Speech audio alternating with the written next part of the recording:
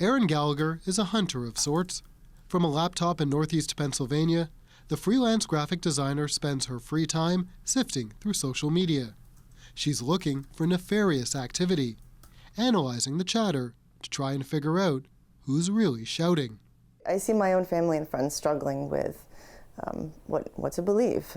Her main targets are bots. They're automated accounts controlled by people or sometimes operating independently. On their own, bots aren't bad. It comes down to how they're used.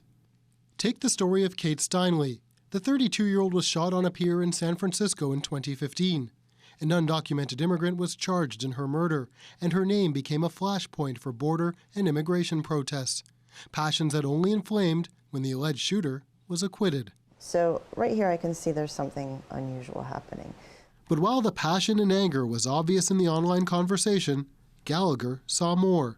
She pulled thousands of tweets together, then ran them through sophisticated graphic software. She created a visualization of the social media conversation.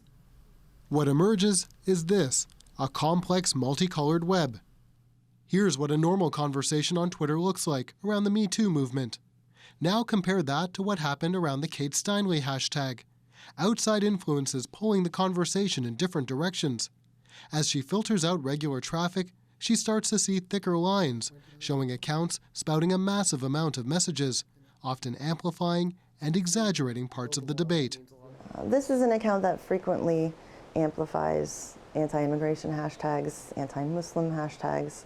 When you can see that there are accounts that are tweeting more than humanly possible, then that is a good indication that the conversation is not entirely organic.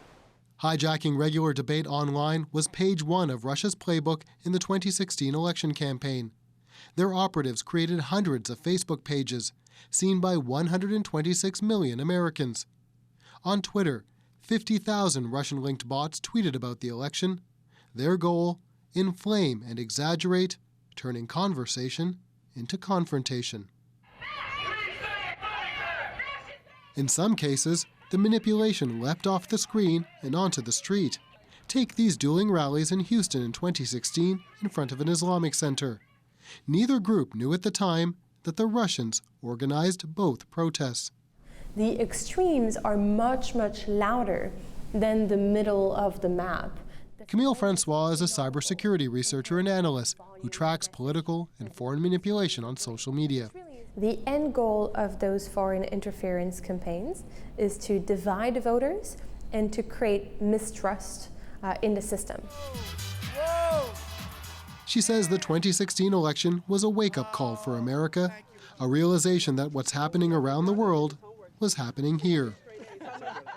We're identifying and challenging 8 to 10 million suspicious accounts every week. Social media companies have since been put under the microscope, called to account for what happened and how they'll stop fake accounts and bots ahead of the upcoming midterm elections.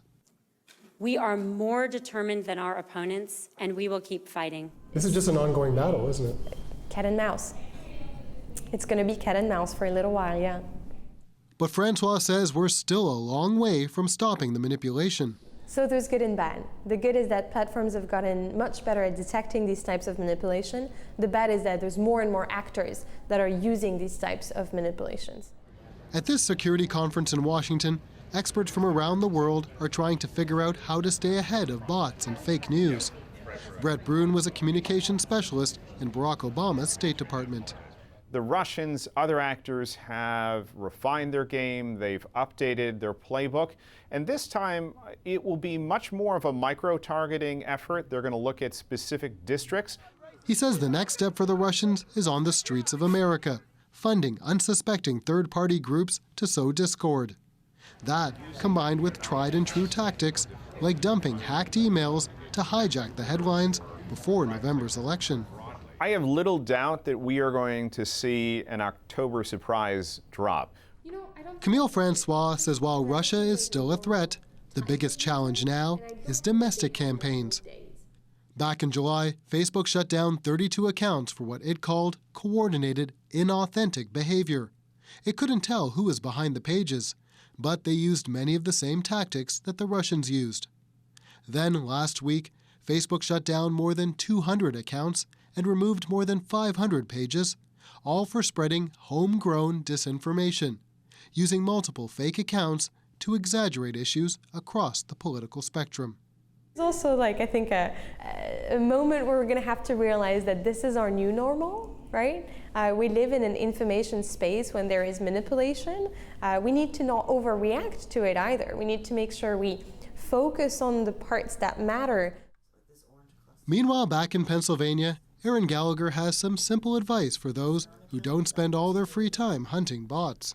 It's so easy to hit that share button, but really we all, I think, need to sort of slow down. An important reminder from someone who sees every day the power of disinformation to change the course of conversations and elections. Stephen D'Souza, CBC News, Wilkes-Barre, Pennsylvania.